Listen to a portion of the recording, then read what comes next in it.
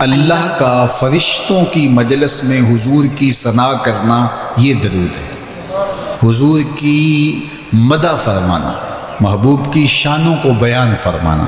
یہ صحیح بخاری میں صلاۃ کا ترجمہ حضرت ابو العالیہ رضی اللہ تعالی عنہ سے کیا گیا ہے۔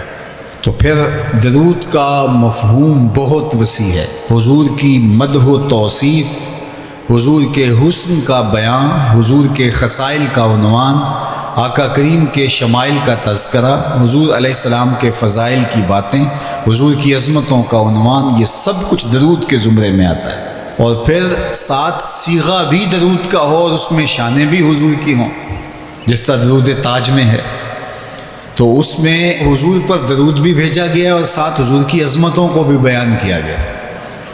تو یہ ایک خوبصورت گلدستہ بن گیا۔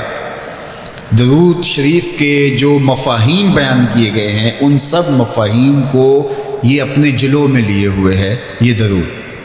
تو کثرت کے ساتھ حضور علیہ السلام پر درود پڑھنے کی تلقین فرمائی گئی۔ حضرت ابی بن کعب رضی اللہ تعالیٰ عنہ فرماتے ہیں کہ آقا کریم نے ترغیب دی درود شریف پڑھنے کی، باقی امور اور عبادت، ذکر فکر تو میں نے عرض کی، ارشاد فرمائے کہ میں آپ پر کس مقدار میں درود پڑھوں، کتنا وقت، کتنا درود پڑھوں؟ تو آقا کریم نے فرمایا ماشیتا، جتنا تم چاہو۔ فرماتے ہیں میں نے کہا میں چوتھا حصہ درود پڑھوں گا، باقی 3 حصے دیگر عبادات اور دیگر وظائف اذکار بجا لاؤں گا۔ فرمایا جس طرح تم چاہو، جو تمہاری مرضی، لیکن اگر درود کی مقدار کو بڑھا دو تو تمہارے لیے بہتر ہوگا۔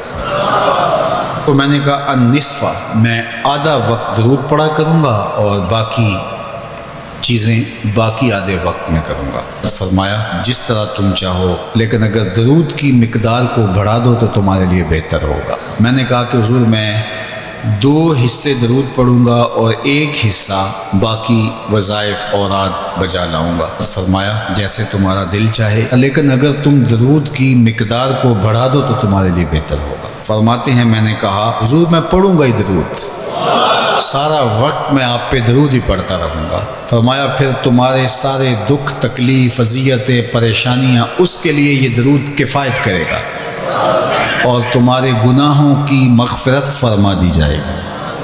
تمہاری پریشانیاں، تمہاری اذیتیں، تمہارے دکھ، دور موجود میں لفظ بولا جاتا ہے ٹینشن، تمہاری ساری ٹینشن، تمہارے سارے معاملات حیات کی بے ترتیبیاں، پریشانیاں، دکھ، اذیتیں، سب کچھ ختم ہو جائے گا۔ درود سب دردوں کا مداوع ہو جائے گا، سب دکھوں کا علاج ہو جائے گا، سب پریشانیوں کا حل ہوگا، سب مصیبتوں کا مداوع بن جائے گا، اور ساتھ ساتھ تمہارے گناہ بھی بخش دیے جائیں گے۔ تو درود جتنی کثرت کے ساتھ پڑھا جائے، اللہ کی اتنی ہی رحمتیں نازل ہوتی ہیں۔ تو باقی وظیفے، باقی اوراد وہ بھی فضل و شرف والے ہیں، لیکن حضور نے فرمایا کہ پھر تمہارے لیے درود ہی کافی ہو جائے گا۔ اللہ اکبر۔ فرمایا جو میرے اوپر 1 مرتبہ درود بھیجتا ہے، اللہ اس پر 10 رحمتوں کا نزول فرماتا ہے۔ اور ایک حدیث میں آیا جو 1 مرتبہ میرے اوپر درود بھیجتا ہے، اللہ اس کے 10 گناہ معاف کرتا ہے، 10 درجے بلند کرتا ہے اور 10 رحمتوں کا نزول فرماتا ہے۔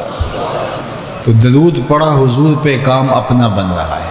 تو درود پڑھنے سے انسان کا باطن سنورتا ہے، اندر پاکیزگی نصیب ہوتی ہے، گناہ دھلتے ہیں، عیب دھلتے ہیں، پریشانیاں ختم ہوتی ہیں، مصیبتیں، آلام، مصائب، دکھ، ٹینشن، پریشانی، جو کچھ بھی ہے یہ ختم ہوتا ہے، اور درود پرسکون بنا دیتا ہے انسان۔ راحت بخش ہے وظیفہ، سرور انگیز ہے یہ وظیفہ، نور بیز ہے یہ وظیفہ، ماحول میں شگفتگی پیدا کر دیتا ہے۔